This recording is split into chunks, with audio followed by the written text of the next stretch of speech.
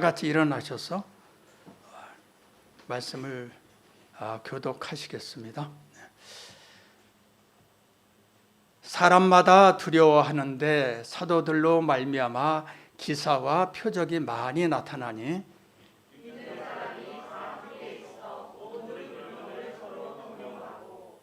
또 재산과 소유를 팔아 각 사람의 필요를 따라 나눠주며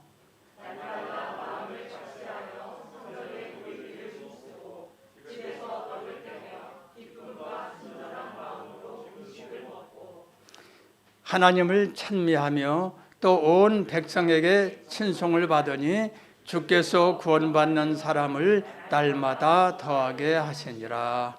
아멘. 오늘은 특별히 또 선한 목자교회에서 심우하시는 최왕락 목사님께서 귀한 말씀을 전개해 주시겠습니다. 나오실 때 환영하는 마음으로 아멘으로 화답해 주시면 감사하겠습니다. 네, 나오시겠습니다. 네, 할렐루야. 네, 반갑습니다. 우리는 교회에 이렇게 초청해 주시고 그리고 이렇게 같이 와서 예배 드릴 수 있음이 너무 반갑고 감사합니다. 제가 송파위례 교구를 2년 반 동안 이렇게 담당하고 오늘이 이제 마지막 밴드 모임 인사드리는 날인데 그 수요 예배 약속이 이렇게 잡혀 있어서 밴드 모임은 영상으로 인사를 하고 오늘 이렇게 와서 뵈니까 반가운 얼굴들 참 많으시고 잘 지내셨죠? 네. 그리고 이렇게 교회가 아름답게 세워지는 모습이 너무 보기가 좋습니다. 새생명 축제를 하고 계신데 오늘 새생명 축제를 하실 때 중요하게 붙잡을 말씀이라는 감동이 있습니다. 우리가 이제 영혼들을 맞이할 준비를 하셔야 되는데 맞이할 준비를 어떻게 하시는 거죠? 이제 이번 주부터 명단을 기도하면서 적어서 제출하고 또 함께 돌아가면서 금식하고 그리고 또 선물을 드리고 이 다 귀하고 중요한 일인데 그와 동시에 맞이할 준비를 하셔야 돼요. 근데 그 맞이할 준비는 뭘 어떻게 하는 건가? 우리는 교회 성도들이 서로 마음이 하나 되는 것입니다. 그게 맞이할 준비입니다. 제가 2달 전에 장례로 전주를 다녀온 적이 있었는데 먼 길을 갔다 왔어요. 요즘은 코로나로 인해서 이전처럼 뭐 지역장 속장님 혹은 속원들이 다 가실 수는 없고 저하고 전도사님 그리고 우리 장례국을 주관하시는 권사님 해서 3명이서 먼 길을 운전해서 내려가서 장례 위로 예배를 섬겼는데 집사님의 조카가 되는 초등학교 한 3학년 정도 되는 여자아이가 이렇게 손님들이 오시니까 자기 숙모 옆에서 이렇게 쭈삣쭈삣 누가 왔는지 내다보더라고요. 그러면서 숙모가 자기 조카에게 인사해, 숙모 다니는 교회 목사님이야. 그랬더니 이 아이의 표정이요 갑자기 달라지는 거예요. 그러더니 뭐라고 얘기를 하냐면 나는 교회 싫은데 그러는 거예요. 저는 그런 대접은 참 처음 받아. 먼 길을 이렇게 달려가면 안 믿는 불신 가족들도 감사하거든요. 교회에서 그래도 이렇게 먼 데까지 오셔서 감사합니다. 이러는데 이 아이는 솔직하게 나는 교회 싫은데 교회 다니는 사람 싫은데 그래서 제가 아이에게 왜 그러니 물어봤어요. 그랬더니 이 아이가 하는 말이 뭐냐면 교회가 코로나를 퍼뜨린 주범이잖아요. 표현은 그렇게 안 했어도 교회로 인해서 코로나 바이러스가 많이 퍼졌잖아요. 그러니까 아이의 눈에는 뉴스를 통해서 이 아이의 눈 또 마음에는 교회는 어떤 곳이냐? 이기적인 집단이야. 그리고 모이지 말라고 그래도 그렇게 고집스럽게 모이고 피해를 주는 사람들이야. 이렇게 비춰졌나 봐요. 그래서 제가 아이한테 미안해. 그리고 장례 주간 인도하고 올라오면서 제 마음이 참 그렇게 아픈 거 있죠. 요즘에 시대가 어떤 시대인가? 우리의 다음 세대들은 이전에는 그래도 교회하면 마을에 교회 공동체가 있다. 그러면 교회 목사님은 그래도 그 지역의 어른 취급을 받았어요. 그래서 마을에 이렇게 잔치가 벌어지고 하면 교회 목사님도 웬만하면 초청해서 같이 좀 오세요. 이렇게 했던 시절이 있었다고도 들었어요. 그런데 지금은 어떤 곳이냐? 우리 동네에 교회가 섰다. 그러면 걱정이 되나 봐요. 우리 동네에 교회가 섰다 그러면 그렇게 고운 시선으로 안 바라보는 시대가 되었나 봐요. 그런 시대를 아이들이 이제는 맞이하고 있는 거예요. 그러니까 마음이 참 아프더라고요. 그러면서 저를 점검해 봤어요. 이 아이는 예수 안 믿는 가정에서 자란 아이라 뭐 그렇게 들려오는 소식이 오직 뉴스를 통해서나 그렇게 듣는다 치더라도 교회 안에 있는 아이들은 또 어떨까? 우리는 교회 다니는 우리의 다음 세대들, 오늘도 우리 아이들이 와서 이렇게 예배하고 찬양도 예쁘게 하는데 우리 아이들의 눈에 비치는 교회의 모습은 어떤 곳일까요?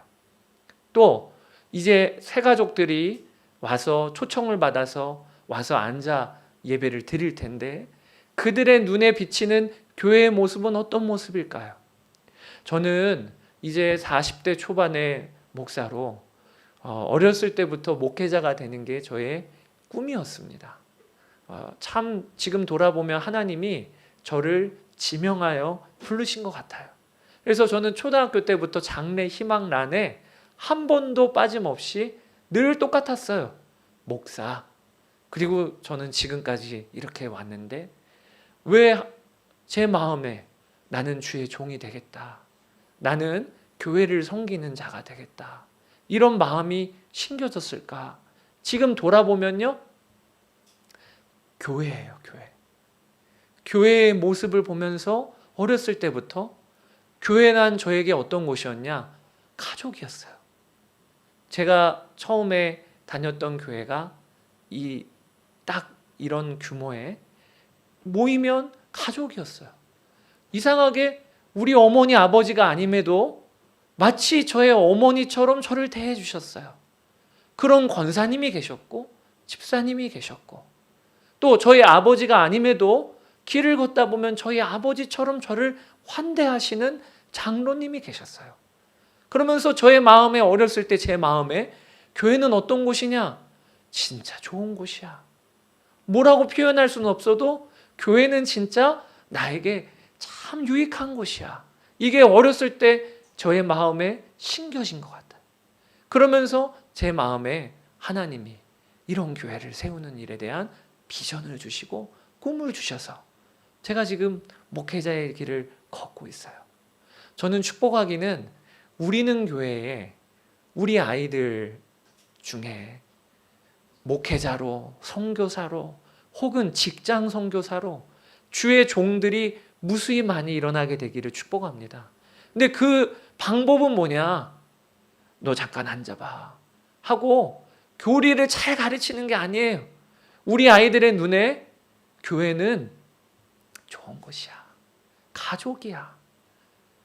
이게 우리 아이들의 마음에 심겨지면서 그 아이들이 주의 종으로 귀한 일꾼으로 세워지게 되는 줄을 믿습니다. 사도행전을 한번 읽어보세요. 처음부터 28장까지 읽어보시면 초대교회에 성령님이 임하시고 그리고 엄청난 역사들이 일어납니다.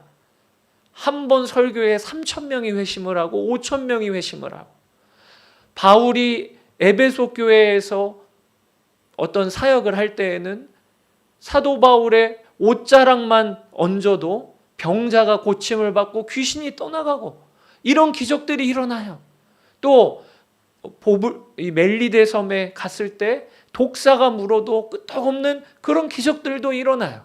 그러니까 사도행전은 보면 참 기사와 이적이 많이 담겨있는 성경이죠. 그런데 사도행전 1장부터 28장까지 읽어보면 우리가 알게 되는 게 있습니다. 그게 뭐냐면 그런 기사와 이적이 사도행전의 많은 부분을 차지할 것 같아도 성령님이 임하시고 나서 그런 역사들은 아주 극히 일부분만 기록되어 있다는 거예요. 대신 성령님께서 교회와 성도들에게 임하셨을 때 나타나는 현상으로 아주 사도행전에 꾸준히 일관되게 그리고 많은 부분을 차지해서 나오는 이야기가 무슨 이야기냐? 하나된 이야기가 나와요. 성도들이 자신의 소유를 팔아 가난한 자들에게 나눠주어서 교회 안에 가난한 자가 없고 굶는 이가 없었다고 기록이 돼요. 과부와 고아를 섬겼다고 기록이 돼요. 어디까지 가냐? 종과 주인이 막힌 담이 허물어져요. 이방인과 유대인이 남자와 여자가 막힌 담이 허물어져요. 그게 사도행전의 초대교회 성령님이 임하셨을 때 나타난 아주 중요한 현상이에요. 우리가 꼭 아셔야 돼요. 성령 충만, 어떤 역사가 일어날까요? 다 그런 경험을 해보셨지요? 성령 충만하여 성령의 권능이 임하여 어떤 교회는 치유의 역사도 일어나고 어떤 교회는 예언의 역사도 일어나고 방언의 역사도 일어나고, 그런데 꼭 아셔야 돼요. 성령님께서 그 교회를 사로잡으시면 나타나는 현상은요, 하나가 되는 거예요. 마음까지 하나가 되는 거예요. 오늘 본문 말씀에 사도행전 2장 44절에서 46절에 믿는 사람이 다 함께 있어 모든 물건을 서로 통용하고 또 재산과 소유를 팔아 각 사람의 필요를 따라 나눠주며 날마다 마음을 같이하여. 이게 초대교회 모습이에요. 이 마음의 소원을 오늘 품으시기를 축복합니다. 고린도전서 13장 후서 13장 13절에 보면 사도 바울이 성도들을 축복할 때 우리가 오늘 예배 때도 마지막 순서인 축도하는 장면이 나와요. 예수 그리스도의 은혜와 하나님의 사랑과 성령님의 교통하심이 너희 무리와 함께 있을지어다. 이 구절 그대로 지금 목회자들이 축도를 하는 거거든요. 그런데 사도 바울이 세 가지의 역사를 기록하고 있어요. 첫 번째, 예수 그리스도의 은혜가 너희에게 있을지어다. 두 번째, 하나님의 사랑이 너희에게 있을지어다. 그리고 세 번째가 뭐냐? 성령의 교통하심이 너희에게 있을지어다. 이게 교회를 향한 복을 빌어주는 거예요. 그런데 여러분, 우리가 잘 이 축도 문구를 잘 생각해 봐야 돼요. 성경을 압축하고 정말 한 문장으로 말하라고 한다면 뭐라고 말씀하시겠어요? 예수 그리스도의 십자가 은혜. 그게 성경의 핵심이죠. 성경을 한 문장으로 말하려면 예수 그리스도의 십자가 은혜죠. 또 다르게 또 한 문장으로 또 말하라고 한다면 아버지 하나님의 사랑이죠. 이게 성경을 다 요약한다면 딱 그 한 단어가 나오겠지요. 그런데 사도 바울은요, 예수 그리스도의 은혜, 그리고 동등하게 아버지 하나님의 사랑하심, 그리고 동등하게 뭐라고 얘기하고 계시냐? 성령의 교통하심이 너에게 있을지어다. 성경을 압축하면 나오는 아주 중요한 핵심 중에 핵심이 뭐냐? 성령의 교통하심이라는 거예요. 근데 그 교통하심이라고 하는 단어가 낯선 단어인데 코이노니아, 다른 말로 하면 교제예요, 교제. 성령님은 어떤 일을 하시냐? 우리에게 오셔서 아버지 하나님과 교제하게 하셔요. 그리고 또 성도와 성도가 교제하게 하셔요. 그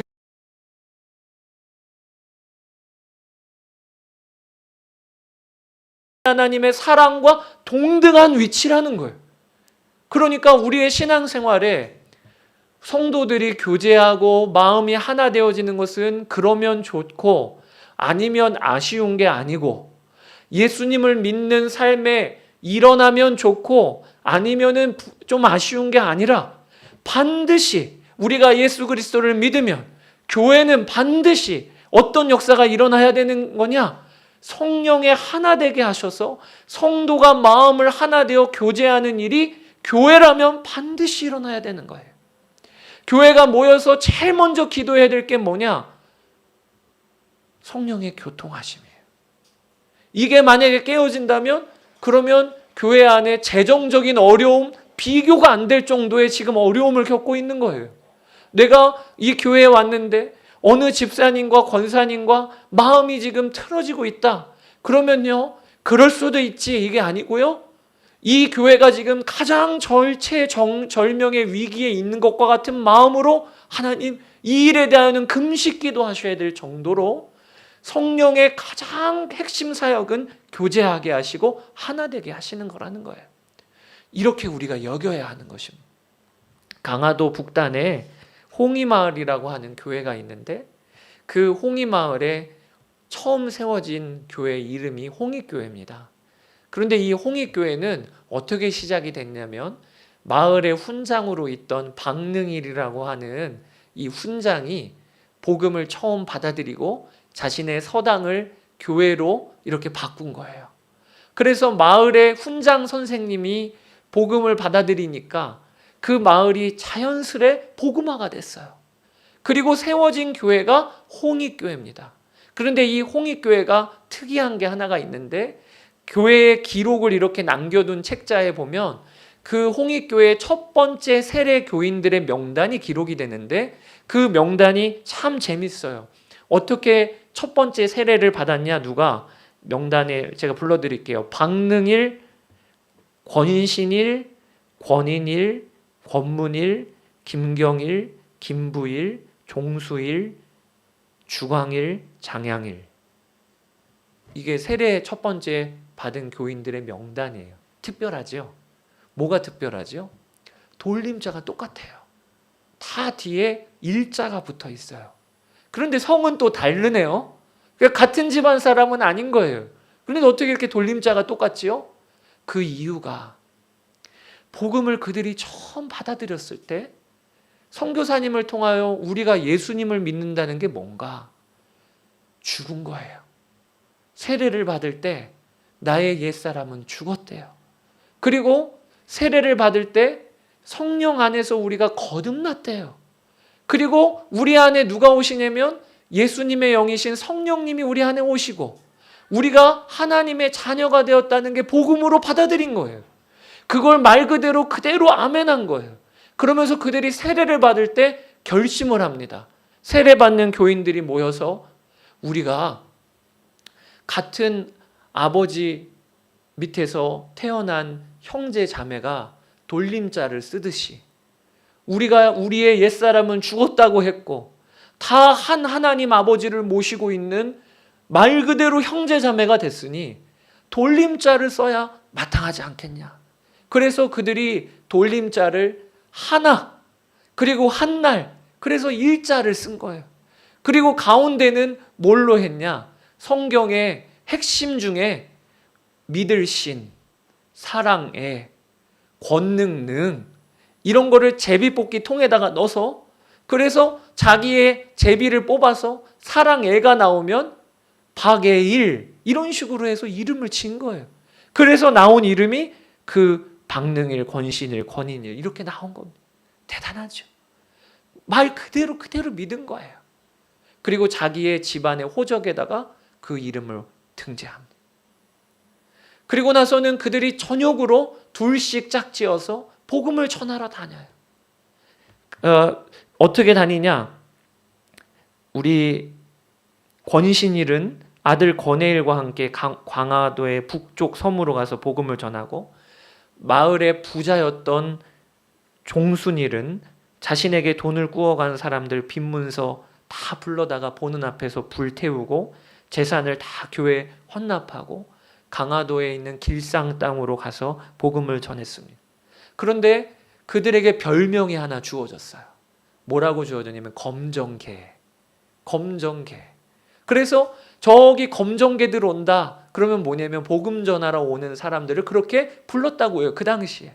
왜 검정개라고 불렀나? 첫 번째, 그들은 복음 전하러 떠나면 한복을 검정색 옷을 입고 떠났다고 그래요. 왜? 그 당시에 한 번 길 떠나면 돌아올 수가 없는 거예요. 몇 박 며칠을 여행을 갔다가 와야 되니까. 그래서 검정 옷은 주로 상여에 장례가 났을 때 입거나 했던 옷들이었는데 그 옷을 입고 가야 그나마 때가 타도 별로 문제가 없으니까 검정 옷을 입고 출발을 하는 거죠. 그런데 왜 또 개라고 불렀나? 이게 참 재미있는 이야기예요.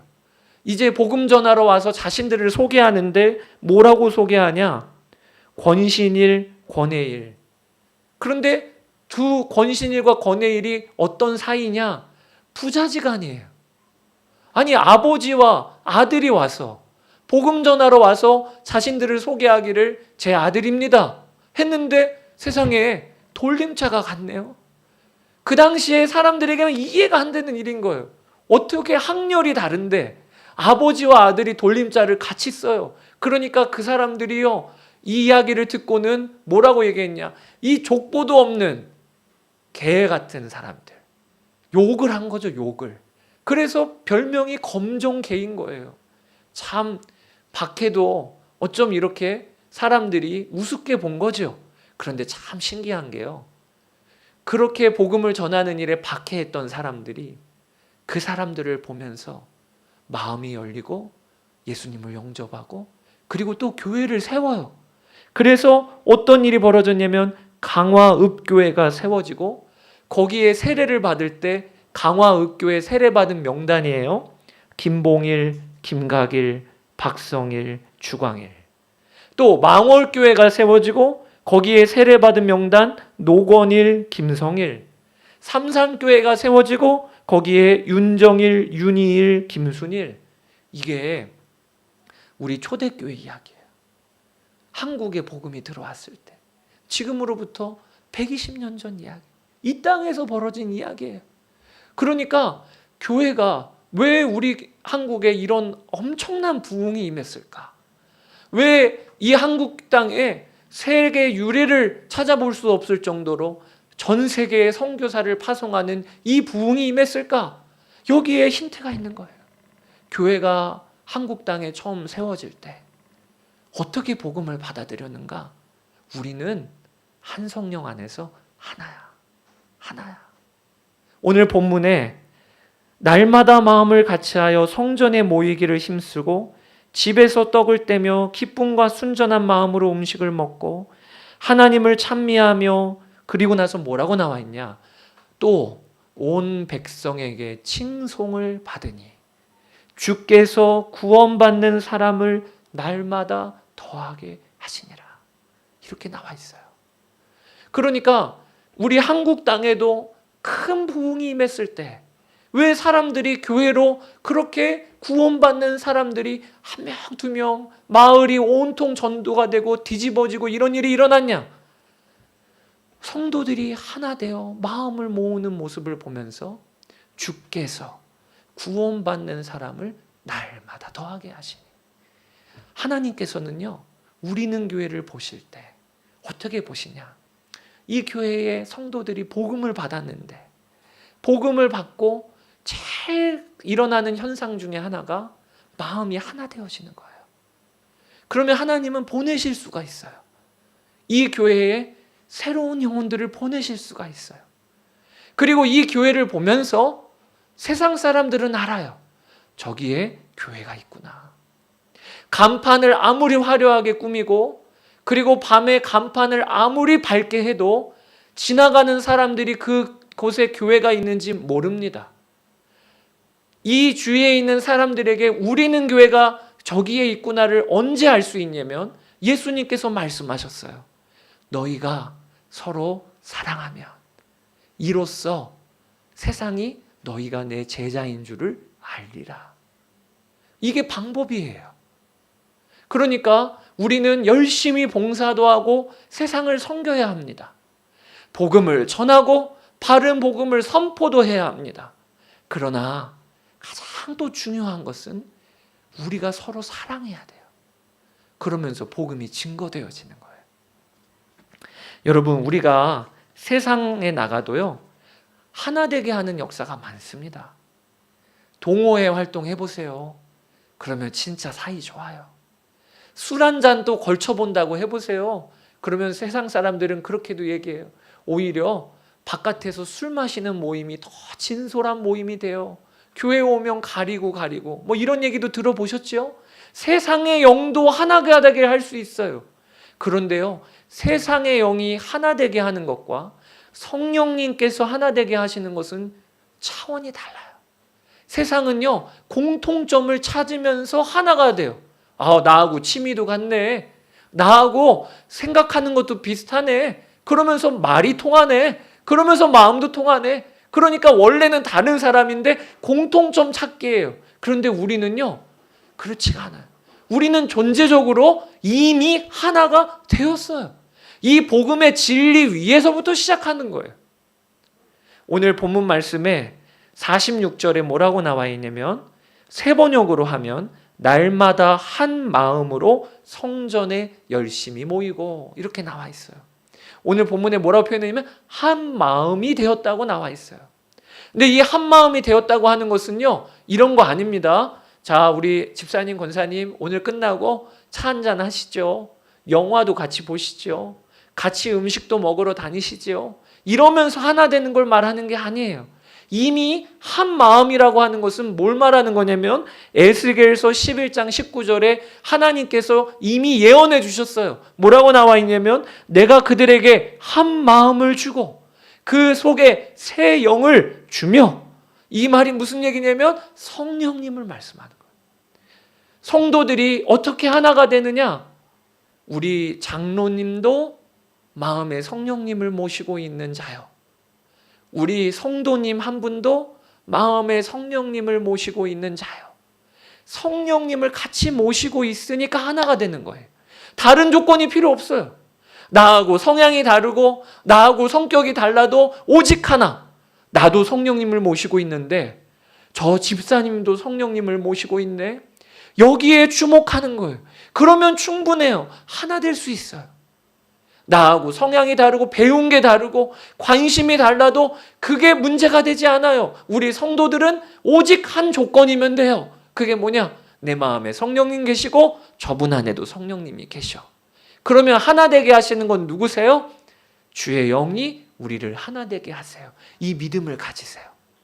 교회 안에, 마을 안에도 아무래도 나하고 안 맞는 사람이 있죠. 어쩜 저렇게 말을, 가시도 친 말을 그렇게 할까? 이런 분도 계실 수 있죠. 저분은 잘 안 바뀌어. 이런 분도 계실 수 있죠. 그런데 그 현상을 주목하지 마세요. 우리가 주목할 건 뭐냐? 저분도 성령님이 저 안에 계셔. 그리고 누가 세워가세요? 성령님이 세워가셔요. 이게 우리의 믿음이에요. 이게 우리의 결론이에요. 제가 20년 동안 한 교회를 다녔습니다. 20년 동안. 30살까지 저희 모교회 같은 교회를 다니다가, 그리고 제가 처음 나온 사역지가 선한목자교회예요. 그러니까 저는 교회가 많이 없어요. 그런데 그 20년 동안 다녔던 교회에 신학생으로 그리고 전도사로 사역을 하면서 저에게 있어서 참 특별한 경험을 했어요. 그게 뭐냐면, 여기로 하면은 마을이겠죠. 저는 이제 속회에 속장을 맡게 된 겁니다. 속장을. 그런데 27살에 맡은 속회의 평균 연령이, 속원들 평균 연령이 65세셨어요. 65세. 두 분 장로님, 은퇴하신 장로님이 속에 계셨고요. 가장 나이가 젊으신 권사님이 60세셨어요. 왜 그런 속을 저한테 맡겨주셨는가? 특징이 가장 교회에서 멀리 사시는 분들이세요. 그리고 무릎이 다 안 좋으세요. 고관절이 다 안 좋으세요. 그래서 모이려면 어떻게 해야 되냐? 제가 아침에 봉고차를 끌고 가서 한 집 한 집 다 들려서 모셔서 태워, 그리고 속회 모임 장소로 이동하는 데만 1시간 반. 그리고 그때는요, 그 속회 모이면 우리 권사님, 장로님들이 어떤 신앙이냐? 가정에서 다 음식을 만드셔요. 그래서 말 그대로 상다리가 부러질 정도로 차리셔요. 그러면 그거를 먹는 거예요. 속회 예배 끝나면. 그러면 속회 예배 1시간 정도 드리죠. 그리고 나서 식사 준비하신 식사 먹지요. 그러면 또 몇 시간 걸리면 2시간 걸리는 거예요. 그리고 또 한 집 한 집 다 모셔다 드리고 교회 돌아오니. 그러면 금요일은요, 아침에 출발하면 오후 4시나 5시나 돼야 겨우 들어오는 거예요. 그런 속회를 누가 맡기겠어요? 그러니까 젊은 전도사지만 제가 봉고차 끌고 다니면서 2년 동안 속회를 한 거죠. 그런데 큰 고생이었지만 저에게 있어서는 지금도 그 속회를 잊을 수가 없어요. 제가 목회하는 일에 언제나 저의 마음의 고향과 같은 속회예요. 얼마나 모이면 뜨겁게 기도하시는지. 그 초대교회 신앙이 이 모습이었구나라고 싶어요. 무릎을 꿇으시는 거예요. 그렇게 다리가 안 좋으신데도 편히 앉으세요. 여기 의자에 앉아서 예배 드려요. 아니에요. 저희 이렇게 배우신 거죠. 그러니까. 그래서 그렇게 예배 드리고 찬양을 하면 얼마나 뜨겁게. 박자는 오직 하나예요. 이 박자 아시죠? 부흥의 박자. 박자는 하나에 무슨 찬양을 하든지 그렇게 뜨겁게 찬양하시고, 그리고 기도를 하면 아멘 아멘 하시고, 말씀을 전하면 아멘 아멘. 제가 저 스스로 속았다니까요. 저는 제가요 말씀을 은혜롭게 잘 전하는 줄 알았어요. 나중에 이제 2년 정도 속장 사역 마치고 선한목자교회 사역을 나와 보니까 그제서야 저의 수준이 드러나는 거예요. 이전에는 우물안 개구리라 내가 어느 정도로 준비가 되어 있는지를 몰랐는데, 요 선한목자교회에 와 보니까 참 전도사님들, 목사님들을 뵈니까 얼마나 목회 준비를 잘 하셨는지. 저는요 심지어 설교문도 쓴 적이 없었어요. 그전에는 메모장에다가 조금 메모해서 그걸 전하는 거죠.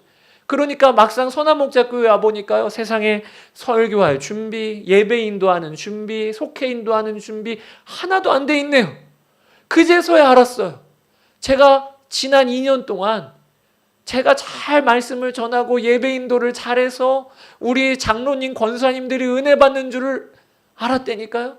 그런데 나와 보니까 실상이 뭔지가 드러났는데, 그게 뭐였냐면 제가 그분들에게 은혜를 끼친 게 아니고요, 우리 장로님, 권사님들이 저에게 은혜를 주셨던 거예요. 어떤 은혜를 주셨냐? 저 젊은 전도사 앞으로 주의 종의 길을 갈 건데 우리가 최대한 섬깁시다. 그래서 모이면 진짜 무슨 그 어린 손잡벌도 안 되는 그 전도사가 말씀을 전하는 게 뭐가 들리겠어요? 그런데도 그 앞에서 그렇게 아멘 아멘 사모함으로 받으시고, 나중에야 제가 알게 된 거예요. 저는 2년 동안 내가 사력을 다해서 섬긴 줄 알았는데 알고 봤더니 권사님, 장로님이 온 힘을 다해 저를 섬겨주셨던 거더라고요. 제가 지금도 생각만 하면 아찔한 추억이 있어요. 그게 뭐냐면, 한 번은 속회 예배를 드리는데 그때는 집 전화 시절이었거든요. 그래서 예배를 드리는 중간에 집 전화가 따르릉 따르릉 울리는 거예요. 그 제가 참 지금도 생각하면 버릇도 없고 무례하죠. 정색을 하고 그 집 주인 권사님에게 호통을 쳤어요. 지금 생각하면요 쫓겨날 일이에요. 그 교회에 중직되시는, 그리고 그렇게 헌신한 권사님에게 젊은 전도사가 어떻게 그랬는지, 권사님 지금 예배 시간인데 저렇게 전화기 울려도록 놔두시면 어떻게 합니까? 그랬더니요 그 권사님이요 어떻게 하셨는지 아세요? 벌떡 일어나셔서 전도사님 죄송해요, 다시는 이런 일이 없도록 할게요. 그러더니 받아보지도 않고 수화기를 그 선을 빼놓으시더라고요. 지금 생각해 보면요, 야 내가 그때 얼마나 당돌하고 버르장머리 없었나 그런 생각이 들어요. 그런데 그렇게 섬겨주신 거예요. 지금도 저희 어머니가 그 교회에 출석하고 계신데 장로님 두 분은 이제 하나님 나라 가시고, 권사님들은 저희 어머니 뵐 때마다 꼭 물어보세요. 최 목사님 잘 계세요? 기도하고 있다고 전해주세요. 저는 개인적으로 교회란 어떤 곳이냐, 그 권사님, 장로님들이 저를 섬겨주셨어요. 부족한 저를 섬겨주시고 세워주셨어요.